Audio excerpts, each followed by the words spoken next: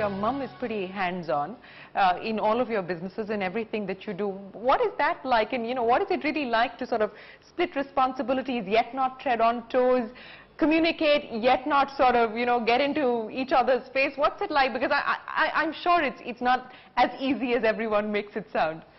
Actually, in our case, it's been pretty easy. Really? Yeah. And a big reason for that is our mother. She gives us a lot of operating freedom. She gives us a lot of space in which to develop our own ideas and strategy. At the same time, she's always there to push us. She's there to encourage us. She's always there to think differently. And she always pushes us to set the bar higher. So who's the strategist in the family? I think mom is. Yeah. I mean, she pushes us to think strategy. Yeah. But then she always pulls us into the process. I think we always go with a general consensus. Of course, there might be differences on smaller issues. Also, the fact that, but it's been 4 or 5 years since there was a separation in the family, and I think that that has brought us all also, much closer together, and we've, seen some of the mistakes that were made, earlier, and I think that you learn from those. So what are the biggest lessons? Because, a lot of people have gone through, and your peers are going through what you guys are going through at this point in time, and so people are trying to institutionalize sort of ways of avoiding what has happened in the past. So what were the big lessons from that separation as far as you're concerned? Well, I think the biggest lesson is really to give everybody space to operate. I think that's most important, and everyone's viewpoints need to be respected and taken on board and accepted. So is that the reason behind the split? Well, I think if you have let's put it this way, if you have a monolithic kind of structure where there is very little room for debate, it becomes very difficult to function. Another point, actually, maybe we're making it sound like it's been easy and it's natural. A lot of it has been, but I think when we actually got together, the three of us and our mother, sat down maybe 4 years ago when the split happened, we actually discussed various points, and we discussed what in the future we see for ourselves, what in the future would be things which are important to us, and how we make sure we actually get to that place where everyone is happy and everyone is doing what they want. Just to take this forward, how do you actually see the role of the family in a family business evolve? Because what I'm seeing with a lot of your peers is that they sort of see themselves more strategic investors. So, they're not hands-on operationally. They've created that divide between ownership and the executive. Is that how you see it as well? Well, I think we are somewhere, we are somewhere in the middle, in the sense, but I don't want it to sound very fuzzy. We're very clear about what our role is. We have CEOs, professional CEOs who run the business. We like to run it like a professional business. At the same time, I think we are in the early stages of our growth as a group. We are all in the relatively earlier stages of our business careers. Sure.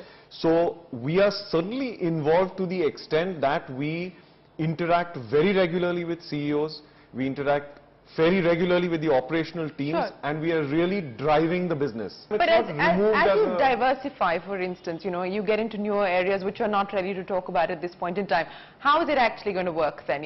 Who decides who does what? Well, I think that that's something that we sit down and decide together at the apex level in terms of who does what in that sense. The new initiatives that we're looking at, which Nandan is hesitating to talk about, but that he is driving that process forward, and it's very clear that we discuss at the apex, but then he takes it forward, and he will look at that. And I think going forward, I see us moving more to the strategic investor role than you would say from an operational role. So now, you gave me a target the last time around, which was about 800 crores as far as auto was concerned, and I think about 12 to 1300 crores for the textile business. So you want to set a new target now? My targets have shifted from more crores to actually where we want to be on the Indian and global stage. So for the auto components, for auto components, the target is that in the next 5 years we want to be one of the top 3 Indian players in wiping systems, and in the next 10 years we want to be one of the global top 3 in wiping systems. Okay. And so again, the inorganic route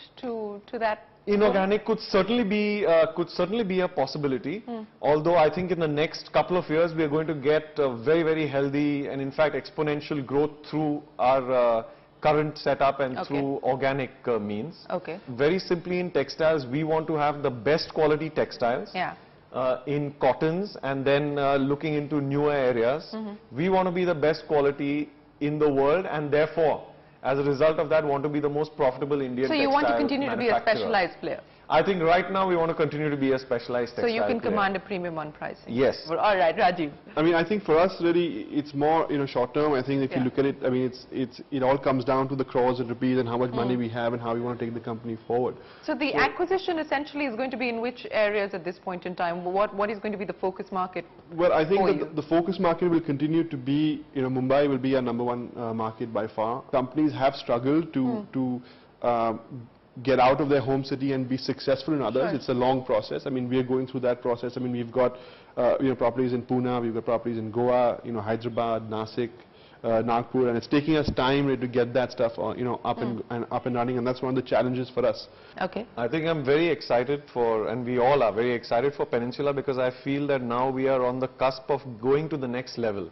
For example, if you take say 3 or 4 or 5 years ago, when we had a first round of investment, etc., we invested about 400, 500, 600 crores.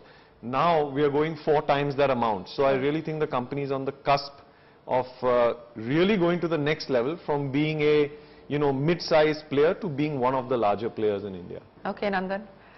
So you're not ready to talk about it yet? So I have a few goals though. With the foundation like we spoke about, we definitely want to hit 1,000 villages, working in the 3 aspects that we spoke about. In the football club, we want to be challenging to be the best club in India. We want to bring a professionalism into the sport, which today is not there.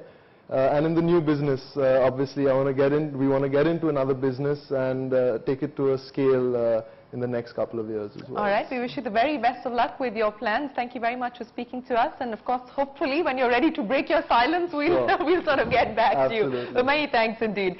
With that, it's a wrap on this edition of India in Generation Next. Many thanks for watching.